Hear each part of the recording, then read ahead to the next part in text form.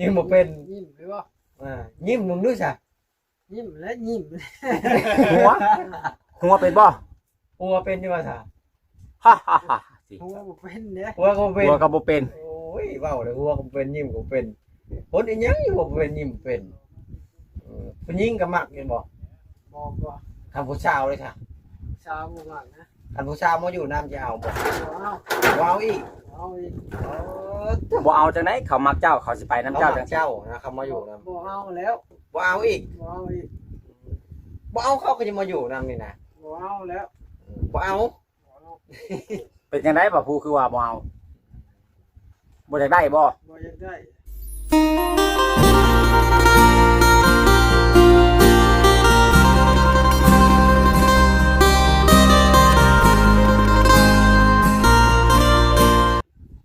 ผู้สาวจะมาแต่งเอานี่เด้ เอาแล้วแนวบ่เห็นแนวบ่เห็น แนวบ่แม่น แนวบ่ได้มัก ไปบ่ไปเบิ่งดินใหม่ของเจ้าหรือว่าถ้าฮอดมื้อมันยังไปบ่เดียว ฮอดมื้อก่อนฮอดมื้อคนเฮือนพาไปก่อนพาไปอยู่เลย อยู่เลยเนาะไปอยู่นี่ โดย บ่พบที่หลังจากที่ไปอยู่ บ่พบ อยู่ตลอด อยู่ตลอด บ่ได้ตัวบ่ บ่ สาบานสัญญา ชาวบ้านนั่นแล้ว สัญญาได้ว่าแต่มีบ่อยู่บ่เช้าบ่ปบบ่หนี บ่นี้จน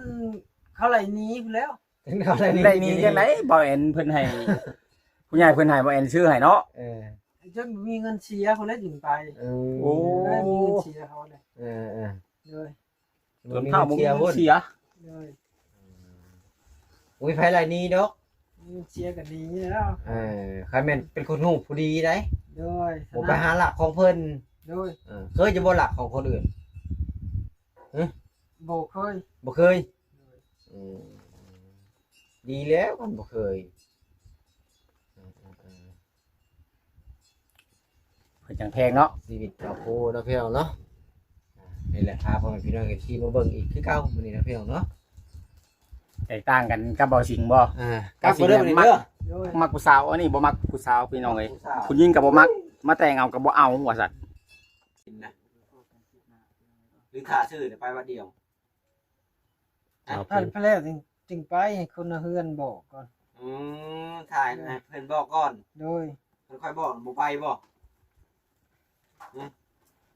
ไปน่าจะเป็นคนชื่อเจ้า บ่แอนเราสิเป็นคนซื้อให้บ่ไปบ่นำบ่แอน มีแต่ว่าถ่าย ไปกับหมอเอ็นมาชงเนาะ ยังท่านบ่อยากไปได้ ยังเดินไม่อยากไป เป็นจังได๋คือว่าบ่อยากไปข้าหยังกลับมาบ่ พระแล้วจึงไป ถ่ายชื่อก่อนเนาะ โดย สมมุติว่าชื่อแล้วเจ้าบ่ถูกใจเด้บัดนี้ถูกใจแล้วบ่คันชื่อเลย ถึกหมดแล้วของ ชื่อเบิด บ่ได้ตีหยัง บ่ติดอก เป็นคนที่แบบเรียบง่ายนะพี่น้อง แม่น โดยดินบ่ติ ติพอจะมีคนอยู่ โดย ปลุกให้แล้วอยู่ไปทุกทีติ บ่ไปทุกที่ดอก อย่าว่าปลุกให้แล้วไปนอนอยู่ป่าอีก คือบ่สิงนี่บ่คือบ่สิงนี่บ่คือบ่สิงนี่นอนเพื่อนมันร้อนอยากไปนอนอยู่กลางป่ามัน แต่ เย็น ว่าเคยอยู่ป่าที่ชื่อนอนอยู่ประจักษ์ นอนป่าก็ได้นอนเฮือนก็ได้โดย คันว่ามีเฮือนแล้วนี่ ระหว่างนอนเฮือนกับนอนป่านี่ตัวได้คัก นอนได้หมดเด้ครับ คักเบิด โดย มันสิบ่ซ้ำบ่สิงบ่ซะบัดนี้บ่ซ้ำดอกเนาะ บอกยังเราจักบ่ได้ ว่าคนน่ะสไตล์ แม่น จะถามยังเราจักบ่ถามบ่สิงแล้วจมมนต์เจ็ดเถื่อก่อนจะตอบ เพราะว่าเรา เบะบ่คือกัน ว่าแต่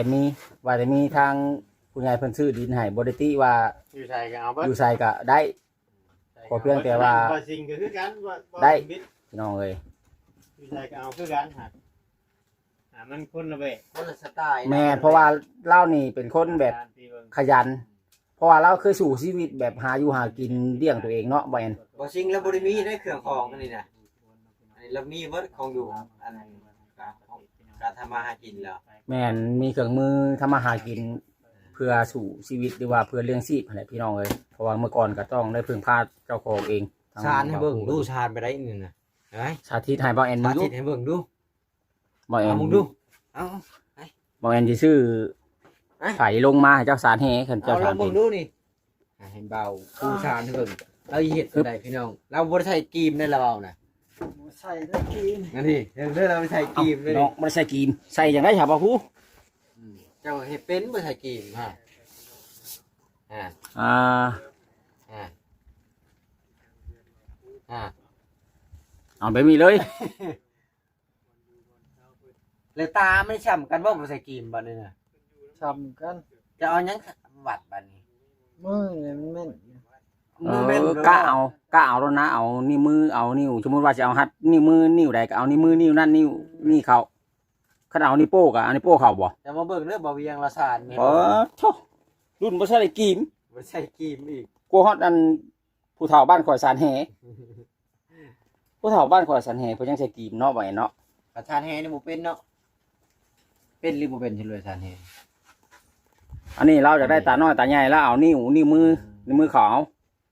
ทานแฮข่อยเด้อข่อยชื่อพายมาให้เด้อ เฮ้ชานบุเป็น เรายันบ่ ชา ถื น อ โต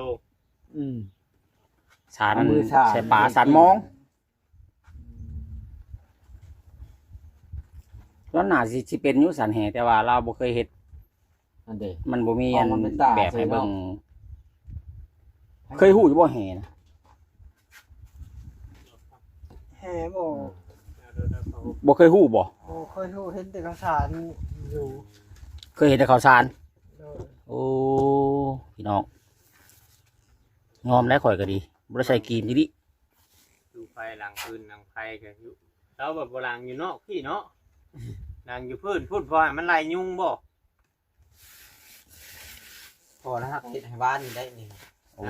พอแล้วฮักเฮ็ดให้บ้านนี่ ขางมุงใหม่แล้วบัดนี้เนาะ พอเราออกมา พอแล้วเอามาคุ้มเฮาบ่รู้บ่ได้ อืม หลายคนว่าม อง อย่าให้มาขึ้นเที่ยงหลายเพราะมันต่ำแล้วพี่น้องมันหามันบ่ได้ เนาะห้ามบ่ได้หรอก มันก็ย่อยแล้วแหล้วเนาะ มันเตี้ยๆนั่น แต่เมื่อก่อนแฮงนอนน้ำบ่าผู้ผู้จะว่าไปซัง นี่แหละ บ่มาเราก็คือว่าสมบูรณ์อยู่แต่ละตัว มันกินก่อยเด้ มันก็กินกอยน้ำกันกับเจ้านี่บ่ กินก้อยนำกันกับพระเจ้า โอ้ กินพร้อมกันเลยได้ รู้จักกินก่อย แม่น กินก่อย บ่แม่นสิว่ากินคนละเทื่อเด้บ่เวียงเอ้ยกินพร้อมกันโลดมันน้อยบ่จักในแบ่ง ใครเอาให้มานี่ชาวบ้านบ่คือว่าพ่อ คนนะเฮือนเอามาเลี้ยง อืม เพิ่น เพิ่นเอามาป้าไว้ให้บ่าวผู้เลี้ยง เบิ่งประชาชนเด้อพี่น้องเด้อเบิ่งเอาพี่น้องในการชาญของเพิ่น สุดยอดเก่งอะลีนี่ฮะความสามารถเฉพาะตัวพี่น้องห้ามลอกเลียนแบบบ่ได้ใส่กรีมได้แม่นยังบัดนี้ ยังน่ะ แท้ หัดตามันได้ว่าแทกตามัน ว่าแทกตากรีม กีมนะนี่ฮะ ทำกรีมน้อยตาใหญ่ บ่เวียงก็เป็นประชาชนนี่ฮะ บ่บ่เป็น มีความสามารถไปในตัวเด้อคนเฮาเด้อนั่นดิ นอกจากเฮ็ดอันนี้แล้วมีอย่างแน่ที่เจ้าเฮ็ดเป็นแหวนกและบ่หรือว่ามีตัวแหวนกกับอันนี้ อันนี้บ่ แห่นกกับอันนี้ อันนี้บ่แหวนก อันนี้ได้แหวนกนะ แหวนกคุ้มเนาะว่า แห่นกครบ นกยังกระทึกกันไปติด เอามันน้อยเด้มันน้อยมีแต่นกคุ้มแล้วซ้ำ เป็นกระเป๋า มือข่อยมาชีวิตกองเพียงหัวเข้า มันใช่แล้วมันป้ามันจะป้าให้เดี๋ยวนี้น่ะละลายนะฮะ ผู้เอาเลย เอาคือถิ่มมันเลย เราย่านบ่แอนให้ ถิ่นน้อย เอาไว้หันละบัด เราเป็นทีม ละลายเป็นกระเป๋าโอ้โห อ๋อ ลายดีได้บ่เวียงเอ้ยข่อยมาตอนนั้นกองเพียงพี่ ไม่ผิด อ่านอยู่ได้แล้วก็ได้ แม่นแปลนแหน่บัดนี้ แบบว่าเรื่องว่าผู้หญิงเหมือนว่าอายุยะชกกระปก แม่ ชกกระปกเนาะ บ่สะอาดว่าซั่นเว้าเรื่องผู้หญิงผู้หญิงต่างกันพี่น้องมันก็สิอยู่เป็นโสดตลอดไปแล้วคันว่านั่นน่ะ มันโฉดตลอดไปเลย สบายบ่ สบายกว่า แบบผมมีผู้ใดใช่นะ อิสระสบายใจอยากไปทางใดก็บ่มีไผสอบบ่มีไผถามหาเนาะ คือเอาในทุกข์ให้เมียไทยหันไทยนี่ คัดไปหันไปนี่เฮิงนึงนี่โทรนำ แต่หน่อยเว้าโดนเมียเห็นในคลิปโดนบ่แห้งได้อจ้ะเมื่อโลก็จำนั่งก็ว่าใช่ว่าทุกข์เนาะสิว่าอีกแล้วเนาะว่ากับไผ เมียขาดบ่ได้ข่อยคือข่อยนี่ เออ เนาะเดี๋ยวเราโทรนำเราคันว่าไปหลินน้ำหมูกเราอยากใช้เวียกได้เราขาดใช้เวียกแล้วบ่ได้ ถ้าค่อยหนีออกจากบ้านหอมแก้มเมียก็ได้ เห็นข่อยเว้ามาบัดนี้เฮ็ดเว้าไปทางใหม่แล้วบัดนี้ โอ้ยอันนี้พ่อหันว่าเมียใช่บัดนี้บัดว่าหอมแก้มเมียอยากให้เมียอันนั้นได้นี่ฮะ เพลงอันนี้เพลง เป็นนี่ อันน่ะทำบุญยู่นะแล้วยังเพลงอันน่ะนะเพิ่นไปเฮ็ดงาน หาเงินมาเด้เพิ่นว่านะ หาเงินมานั่นนะ เอาแบบจัดบุญยู่เพิ่นว่าวิวก็แตกหมื่นแตกแสนวิวเพิ่นเป็นน้ำบ่หอมแก้มเมียบ่วิวรัก10แท้ก็เวียง อร่อยละลายติ แม่นบืนพี่น้องเอ้ยหันกันรักร้อยรัก10อีกก็ดี เจ้ามาแต่บ้านได้บ่บอกไป แม่น เออ มาจากบ้าน ได้บ่เห็นว่าเจ้าเข้าหาสบาย บ่เพราะว่ามา แล้วเว้าไปสบาย มาหาบ่าวผู้คนว่า มีเวลาจึงสิวนไปหาสบายเพราะว่ามาแต่หาน้องน้ำคิง อ้าวเราพี่คือว่าเจ๊กึ่มเอาไปเลี้ยงเลย พอดีโพอยู่บ้านพุ่นพ่อน้องน้ำคิงอยู่บ้านพุ่น เพิ่นเอาเมื่อก็แต่หึงเนาะ เป็นเดือนแล้วคอยบ่ฮู้คอยหากระฮู้มื้อ เจ้า นี้ ได้ฮู้บ่ แม่น อ๋อเจ๊กึ่มมวยหึงเนาะ แม่น ใกล้ๆนึงคือบ่เมื่อลิ้นแหน่ข่อยว่า อ้าว เราบ่จักบ่เราจักอยู่บ่เพิ่น จักกันแล้วมาอยู่ เราเคยเมื่ออยู่บ่ เคยเมื่อแล้วทั้งพ่อเฒ่าพ่อหยังก็เคยเมื่อกันแต่ว่าเราว่าจำบ่ได้ คนลืมง่ายขันเทียนกับอาจารย์บอกอย่างมาเขาเทือนลืมเลย สรุปแล้วเจ๊กึ่มมวยเลี้ยงบ่นี่รวมผู้ใหญ่ เจเตี้ยสาว เมื่ออยู่น้ำเชาเตี้ยเนาะ สาวเตี้ยเมื่อว่าง่ายกับเมื่ออยู่โบสถ์เมื่ออยู่โบสถ์น้ำพระเจ้าอาศัยพระเจ้านะบัดนี้ฮะเบิดที่พึ่งพาเพราะว่าทั้งพ่อเฒ่ากับเราเฒ่าเลย คือบ่ผู้นี่ข้าพเจ้า ที่คือว่าไปไทยบ่จะเอาไปตอน แม่น ไปไทยแล้วเป็นอะไร ไปไทยเดือนหนึงแหละ เจ้าข้าโบสถ์เนาะ เพิ่นว่า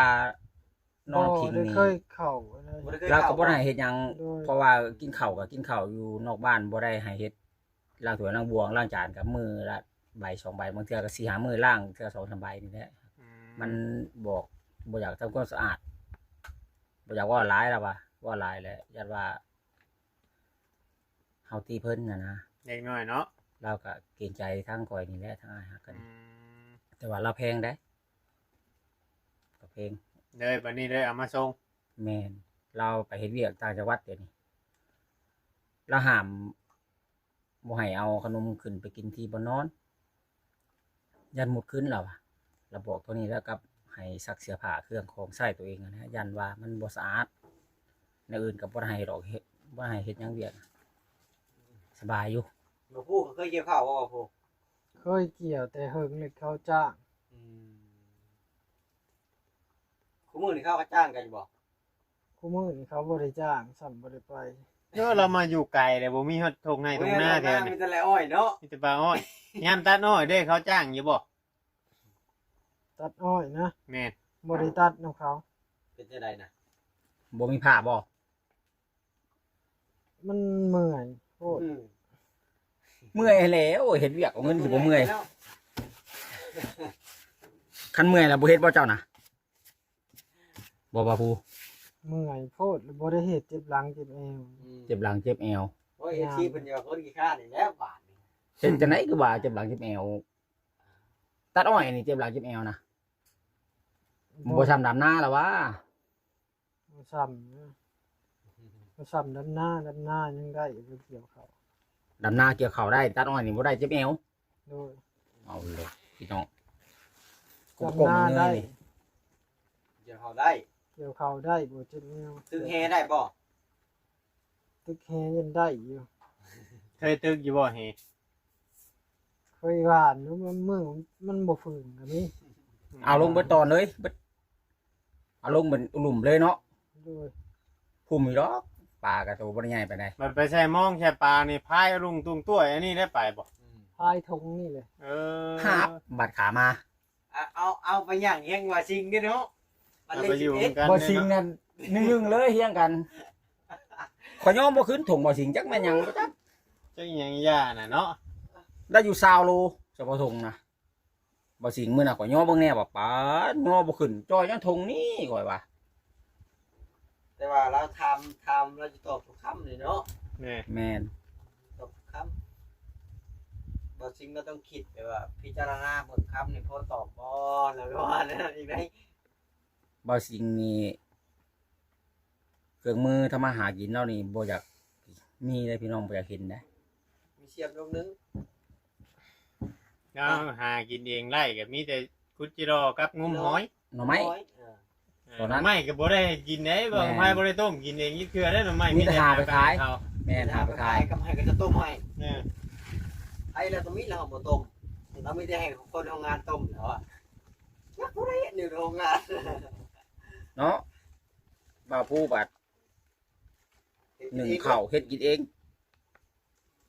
เป็นวัดแท้พี่น้องเป็นเครื่องวัดแท้สายตายังดีบ่ฮู้จัง สายตายังดีอยู่ หากคนราชสไตล์กับบ่าวสิงห์บัดมักได้ผู้สาว อืม บ่าวผู้บัด ของผู้สาวน่ะครับ คันจะเอาอันมาแต่งเอาไปอยู่นำก็ บ่ไหว ยังบ่เอา ยังบ่เอาได้ว่าบ่ไปบ่เอาเลยนะเดี๋ยวนี้นะบ่สิงห์นี่หวายเจ้าบ่เรื่องผู้สาวยิ้มเปื่อยได้บ่สิงห์ หม้อต้มไข่อะบ่หม้อห่อไข่จังนี่แล้วพวกไข่แล้วห่อแล้วเป็นระเบียบได้มื้อนี้ ยังอยู่บ่ โอ้เราต้มหมี่แล้ว เรากินมีเรากินมีมื้อเช้านี่ต้มจักฮ้อมีนะ ต้มในห่อน่ะ ต้ม2ห่อ กินบ่ทันเบิดจงไว้กินตอนเที่ยงอีก จงมากินตอนเที่ยง เบิดจะห่อแล้วมีนะ ประมาณ5ห่อเลย กินน้อยแท้ หลายมื้อเลยเนาะเปิดหาห่อหนึงแล้วต้ม2ห่อนี่เช้ากับเที่ยง แรงพร้อม ตอนแรงต้มอีกบ่ ตอนแรกยันต้ม คือว่าเปลืองแท้กินมีบัดกอยบัดหนึ่งมื้อหนึง3 4เทื่อ5เทื่อก็มี มันบ่ค่อยอยู่ท้องแล้วบ่อยู่ ก้อยบ่อยู่ท้อง เอ มันบ่อิ่มเนาะ กินแบบเพื่อความอยู่รอดได้ชื่อนะกินกอยนะ กินได้แล้ววะข่อยมามื้อน่ะกินโลดแล้ววะบ่กล้าแล้วว่าจันเมา อืมมีเนี่ยเราบัดเราเมาก็นอนสลบเลย แล้วบ่ อ่าจนตื่นขึ้นมาพุ่นแน่เราอ่ะ ผู้เฮ็ดกอยก็จักมันผ่านน้ำจากน้ำดิ เออ มันอยากกัน มัน เลย ก็ เนาะ มีตัวเมาแน่บ่เมาแน่เนาะตัวใดมันจืดแห้งกับเมา เพราะว่าเราเอา บ่ มา เมา เหยียบอยู่เที่ยงบัดนี้น้ำมันอยู่เพราะมันบ่คือแซ่ว่าอยู่นองไหน แค่อยู่หนองก็ขนาดน้ำหนองน้อยหนองแม่น้ำบ่ใหญ่ก็ยังอยากเมาเนาะบอกกับไปเนาะ แม่น น้ำบ่ออกเนาะ กำน้ำไหลผ่านเลยนี่มันสิจืดไว้เขาอ่ะ กอยคันว่ามันบ่จืดนี่เมาได้พี่น้องเอ้ย ขาดพ่อแม่เขาเห็นให้กินเนาะเฮ็ดคักเนาะ อยู่ ยังเมาเฉยจะขี้จะหากเอาอยู่ บางคน7 8คืนผู้ใดเพิ่นจึงกล้ากิน 4คืน บ่ผู้นี่จักเราแช่จะคืนบุจะคืนจะแช่บ่ผู้ 3มื้อ 3 มื้อน่ะแม่นเอาคืนเลยนำมาตากแห้งเด้อบัด ตากแห้งเลย3มื้อ4มื้อ มันมาตากแห้งเด้อบัดเฮาสิไปเฮ็ดหนึ่งกินนี่ต้องแช่ประมาณจักเทื่อบัด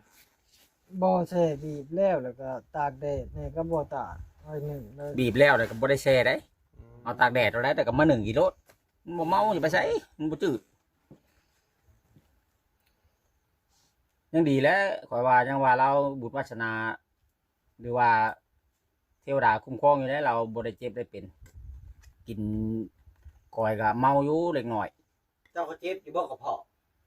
บ่ได้ยันเจ็บท้องเจ็บไส้อยู่ผู้เดียว บ่ได้เจ็บบ่ บ่ เป็นไข่บ่อยู่ผู้เดียวแบบนี้ก็ ลังมื้อก็เป็นมันหักเซาเอง ใครเอายาให้กิน บ่ บ่มียากินดิ บ่มีกินหักไม้ เป็นจน กิน เศร้า หาง เอ ไหม ง หางไหมยังอ่ะคือดีแท้เนาะ แขนประจำได้หางใหม่นะ ตุ่มกาคามป้อมมันก็เซาเลยกับหัว เพื่อคาเฟ่ คนบ่เคย บ่ กินมันก็สิเช้า ในคอเรานะประจำได้ใน โอ้ยก ไม่ ก ยังใช้เบิ่งอ่ะ เจ้าเห็นนะบ่ กกตุ่มกา เอาออกให้เพิ่นเบิ่งแน่นคงดีเจ้านะในคอนะ เอามามึงเนี่ย เอาให้เบิ่งดู เบิ่งได้บ่ หักตุ่มกาเลย ดียังอ่ะนะ ดีแค่งูเลย คุณ อ้าวกกตุ่มกาน้ำโคกเฮานี่บ่ โดย ยังบ่ครบเลยมันครบเลยพดให้เลย ตุ่มกามันดีไข่ ดีไข่ ดีไข่กับคำเป บ่แม่นบ่ยาสลาที่พี่ดีไข่นะตุกานี่ดีไข่ โดย ดีคนละแบบเนาะ เอาแล้ว คนละแบบ คนมะขามแปรก็ดีไข่เลยก็คือว่าแล้วเขาอยู่ในป่าอยู่กันเฮานี่ไหวกับโบเทียบดากนี่บ่ได้เซา ไผเป็นคนบอกเจ้าทำบิดเอามาลองตัวเฮียนหูไปเองบ่ ดีไข่เฮียนหูเองต้มเอง โอ้ กินไปแล้วนะมันเป็นไข่จนเศร้าเอง เป็นเช้าเอง บ่มียากิน เราตัดเชือกแล้วเราก็ขึ้นมาซานพี่น้องแล้วเชือกแล้วขึ้นมาซานเลยสุดแล้วด่างกินนี่นะ เนาะ ยัง เอาคือทิ่มนะสับตัวใหม่บ่นะฮะ ตัวใหม่ยังบ่สุดซ้ำตัวเก่า รู้ทำสิได้พี่น้องเดินทำมาหากิน สานต่อกันเฮ็ดแบบยาวๆลงไปเป็นว่านี่ได้บ่สานแบบยาวลงไปเฮายืนจนเพียงแอวเพียงเอิ้นผู้ ชานชุดเชือกยังบ่ได้เลยชานยาวไปชานต่อเชือกเอา สานต่อลงหลุมหมู่เฮ็ดคือว่าน้ำเลิกนี่เฮาย่างลงไปเลิกจังซี่นะ คนอันนี้ก็บ่ซิง ชานบ่มีเลย หากแต่ว่าสัญญาเอาสำนั้น ชานยาวนี่ต้องมัดเอาเทละตามันนั่นคือ เฮ็ดทีวีไงเจ้าว่าเป็นชานทีวีเป็นอยู่จักอันนี่เฮ็ดที่เอาไผลงเฮ็ดเป็นลังคอลังคูบนี่เป็นเพราะว่า แม่น ลักษณะนี่เนาะ ๆเขาเอามาให้เราเบิ่งตัวอย่างมีให้เราเบิ่งน่ะ เป็นเนาะ แล้ว เป็นเพราะว่าได้คำมีกี่มีหยังนี่มีไม้หัดแบบตาน้อยตาใหญ่นี่แฮนี่ก็ญาติเป็นอยู่ค่อยว่า แม่ เบิ่งลักษณะแบบนี้นะอันนี้แหละบ่มีกี่บ่มีไม้แบบแล้วว่าบ่เป็น เขาเจ้ามาเลี้ยงงัวเลี้ยงควายน้ำนี่เขาก็แวะมานั่งเด่นนั่งหัวน้ำอยู่บ่ บ่ บ่มีไผเข้ามาบ่ บ่มี ยันว่าเจ้าอยู่ผู้เดียวมีบนชนบนหยังแต่เขามานั่งเด่นนั่งหัวน้ มีแต่ผู้สาวมาเลี้ยงเด้เพิ่น มีแต่ผู้สาวอะไรพอเราเป็นคนที่กูแบบมัน แม่นมีแต่ผู้สาวภูมิงาม ำถ้ามันยิงมานี่ก็ปบรถ พบรถ คำผู้หญิงมานี่บ่เห็นดอกอยู่นี่นะ ย่านผู้หญิงนะเนาะ คอยไม่ต้องการผู้หญิงแจ๊กแล้ว เห็นผู้หญิงนี่ซ้ำเห็นเชื้อบ่ฮู้มันบ่สะอาดแล้ววะ ต่างว่าเนาะ มามื้อนั้นก็บอกว่าบ่สะอาดเนาะบ่แม่นขี้ไก่หลายแล้ววะตะกี้นะมักหน้าผู้สาวขี้ไก่หลาย หน้าผู้สาวที่ไกลลายแล้วเริ่มบ่มักแล้ว ไม่เห็น อันนั้นกระจกชามเก่าตะกี้บ่เปลี่ยนใหม่ก็ถิ่มเลย กระซามจักของไผบ่จักของเจ้าบ่กระซามน่ะ แล้ว อันตรงนั้น โดยนะ บ่ตรงน้ำอยู่นี่เด้ตอนนั้นน่ะ ของเข้ามาแต่เฮือนเลย ของเพิ่นมาให้ โดย อืม เพิ่นเอามาให้ใช้ แม่นเพิ่นเอามาให้ใช้ไรอ้อยนี่ก็เพิ่นไทยมักไทยกบดินไว้พี่น้องเอ้ยจักเพิ่นสิปลูกยามได้เพิ่นปลูกนี่ยามแรงบ่ ยันยามเลขบ่จักยามเด้อย ามแรงนี่เพิ่นต้องใช้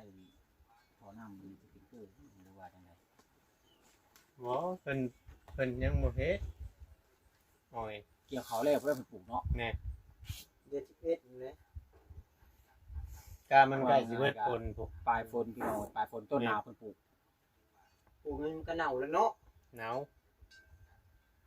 ก็เบิดผลเพิ่นปลูกพอดีดินให้ดินยังชุ่มอยู่นะเบิดผลแม่นเพิ่นปลูก กว้างอันนี้เนาะไรอ้อยนี่คือ เจ้าเบิ่งสวนยางมันกว้างได้สวนยาง ถ้าไม่เห็นหน้าชนิดได้ร้อยสอบเลย ส่วนยางอันขี่รถจนเหงา แม่น ที่เราเคยไปอยู่ส่วนยางจนจะข้อดเฮือดจังแม่นของไผเฒ่าแก่แล้วก็ว่าส่วนยางด้วยแล้วได้ขายยางแล้วมื้อนี้เพิ่นบ่เอาข้าวมาให้ มื้อนี้เพิ่นบ่ได้มาออกมาเอาให้เลย กินฮอดเพิ่นอยู่บ่เพิ่นบอกมานี่ บ่ บ่มีความรู้สึกหยังเลย บ่มีความรู้สึกหยังเลย เคยอยู่ผู้เดียวแหละเนาะ โดย เดี๋ยวบ่จักว่ากินฮอดผู้นั้นแล้วบ่จักว่ากินฮอดผู้นี้ โดย ขอเพียงแต่ว่ามีกิน มี บ่แต่ละมื้อนี่บ่ผู้แต่ละมื้อนี่เจ้าคลองอยู่บ่คลองแบบว่าถ้ามีคนมาส่งข้าวแต่ละมื้อน่ะแต่ว่าถ้ามีคนมาส่งข้าวให้กินหั่นนะ ลงมือก็บ่ได้คล้องเลย บ่ โดย บ่ได้คล้องจังดิ โดย เพิ่นมาให้ก็แม่นได้กินเพิ่นบ่มาให้ก็แม่นหากินเองนะว่าเวียง จิโร่นี่หาคุดอยู่บ่ บ่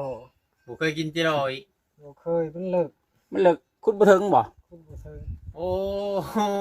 ก็เดียว กระปูกับจิโร่นี่มันยังเลิกกว่ากัน ท่อกันนั่นแหละกระปูเลยเลิก กระปูก็บ่ได้กินอีก โดยมันแข็งมันเลิก อืม คุดบ่ถึง ขุดบ่เทิงกับผู้ บ่ว่าดอกบ่ผู้บัดขุดมัน เนาะบ่คุดก่อยแห้งเด็กเด้เนาะ บัดขุดมันน่ะยังถึงมันบัดเกลือน่ะยังลึกแล้วน่ะไม่แอวผู้ แม่หากินคนละสไตล์นะ เออพี่น้องเอ้ยขุดจิโลบ่ถึงมันลึกยันเมื่อย